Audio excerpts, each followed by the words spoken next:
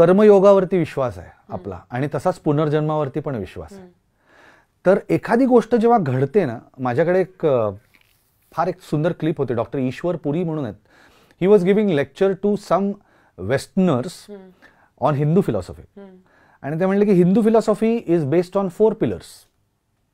Number 1, ते म्हणाले की जी गोष्ट जेव्हा व्हायची असते, घडायची असते, तेव्हाच ती घडते.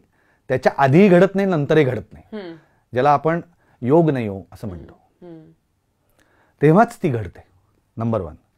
Number 2, don't carry guilt, don't carry regret.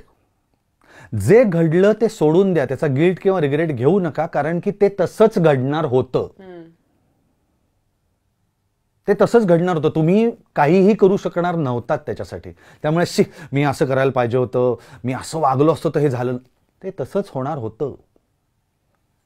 So don't carry guilt, don't carry regret. 3, कुठलाही माणूस जो आयुष्यात तुमच्या येतो, तो माणूस कुठल्या तरी कारणासाठी येतो. You don't meet anyone without a reason. तो माणूस तुला काहीतरी शिकवण्यासाठी आलेला आहे, तुला काहीतरी लेसन देण्यासाठी आलेला आहे, तुझ्याकडनं पैसे काढून घेण्यासाठी आलेला आहे, तुला मनस्ताप देण्यासाठी आलेला आहे, तुझे 4 क्षण आनंदी करण्यासाठी आलेला आहे. परत तो माणूस दिसलाही नाही तुला. पण प्रत्येक माणसाचं तुझ्याशी काहीतरी कनेक्शन आहे. ह्या आयुष्यात नाही, आधीच्या आयुष्यात. मागच्या आयुष्यात मे बी 2 व्यक्ती शत्रू असतील, ह्या जन्मात ते नवरा बायको सुद्धा असू शकतात. कारण काय राहिलंय, काहीतरी राहिलंय पूर्ण करायचं. हा 3रा पॉइंट होता. You don't meet a person without a reason. आणि number 4, what is over is over. जी गोष्ट संपते त्याच्याकडे परत जाऊ नका. जे संपलंय ते संपलंय. या 4 फिलॉसॉफीज वरती किंवा या 4 पिलर्स वरती अख्खी हिंदू फिलॉसॉफी रिलेट करतो. मी तुला गमतीशीर उदाहरण सांगतो. मी मध्ये कुठेतरी वाचलं होतं की भीष्म पितामह जेव्हा शरपंजरी पडले सगळे बाणांच्या शय्येवरती, तेव्हा त्यांनी भगवंताला विचारलं की का मी असं काय केलं हो की मला असा मृत्यू यावा बाणांच्या शय्येवरती. बरं, भीष्म पितामह हे असे ग्रस्त होते जे त्यांच्या प्रत्येक आयुष्यात राजपुत्र होते. तर ते म्हणले, भगवान म्हणाले हे तुमचं कर्म आहे. हे म्हणे हो, कुठल्या जन्मातलं, जा मागे तुम्हाला दिसेल ते. तर ते मागच्या जन्मात गेले, मग त्याच्या मागच्या जन्मात गेले, असं करत करत ते 52 जन्म मागे गेले. बापरे.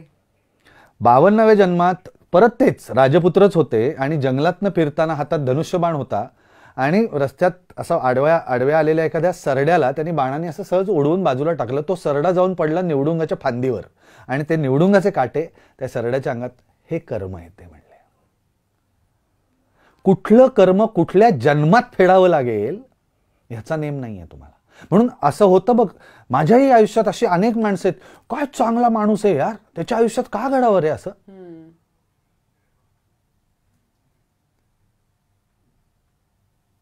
माझा एक मित्र आहे, he lost his 10-year-old son, then he lost his wife at the age of 38 का 40.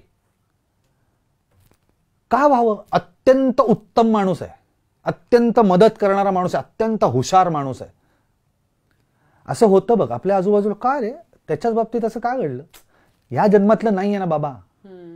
आपण बघतो की दुर्दैवाने एखाद्याला खूप म्हणजे खरंच I feel really bad, so unfortunate that लोकांना मेंटली हँडिकॅप मुलं होतात. त्या आईवडिलांकडे बघितल्यावर वाटतं काय माणसं आहेत यारी, का त्यांच्या नशिबी असं आलं, का त्यांना एक छान गुणवंत मुलगा किंवा मुलगी नाही पदरात टाकली देवानी. ह्या जन्मातलं नाहीये ना ते. हा, ते ह्या जन्मात पुण्य कमवत आहेत जे पुढे उपयोगी येईल. पण ते आधीच आहे ते कुठेतरी कंप्लीट करायला लागतं ना सर्कल. ते कम्प्लिशन आहे. म्हणजे मला कायम असं मला विचार पडायचा तेव्हा की पण हे सगळं वाचल्यानंतर मला ते सगळं चित्र क्लिअर झालं की अच्छा असं आहे. कारण आपल्याला खूप वाईट वाटतं बघ की एखादा चांगला माणूस आहे आणि चांगल्या माणसाच्या आयुष्यात वाईट घडलं की आपल्याला वाईट वाटतं, पण त्याचा आपण विचार नाही करत. तर त्याची उत्तरं मला मिळाली की ह्या आयुष्यातलंच नाहीये रे ते, सो डोंट वरी. माझे खूप चांगले आमचे फॅमिली फ्रेंड्स आहेत, अत्यंत परोपकारी, सगळ्यांना मदत करणारे. 30व्या वर्षी मुलगा गेला. का? पुत्रशोक तर कोणालाही नसावा. तर ह्या सगळ्या ज्या गोष्टी आहेत ना, या जेव्हा आपण त्याचे अर्थ शोधायला लागतो तेव्हा ते अर्थ आपल्याला कर्मयोगात मिळतात.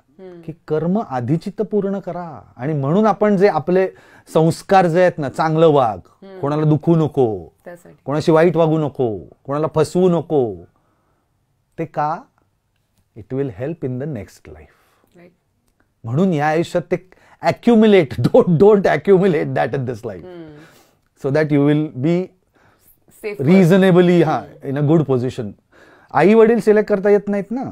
अमुक एका माणसाच्याच पोटी जन्माला का आलो याचा विचार आपण किती वेळा करतो. आपण का परळच्या पुलाखाली फुगे विकणारे आणि ते असतात ना, जी भीक मागतात मुलं सिग्नलवर, तसे का नाही आलो जन्माला? काहीतरी आहे आपल्यात पुण्य आहे. म्हणून वी आर व्हेरी फॉर्च्युनेट की आपण ह्या आई वडिलांच्या पोटी जन्माला आलोय. तो जो ग्रॅटिट्यूड आहे ना, तो कायम राहायला पाहिजे. की यार थँक्यू सो मच, आज I am in such a good position. लोक नाही आहेत. ते हा ग्रॅटिट्यूड जेव्हा नसतो ना, तेव्हा तो प्रॉब्लेम होतो. आणि मग ह्या सगळ्या गोष्टी थोड्याशा कदाचित स्पिरिच्युअल लेवलच्या वाटत असतील, पण दीज आर फॅक्ट्स आणि ह्या कन्सिडर केल्या गेल्या पाहिजेत.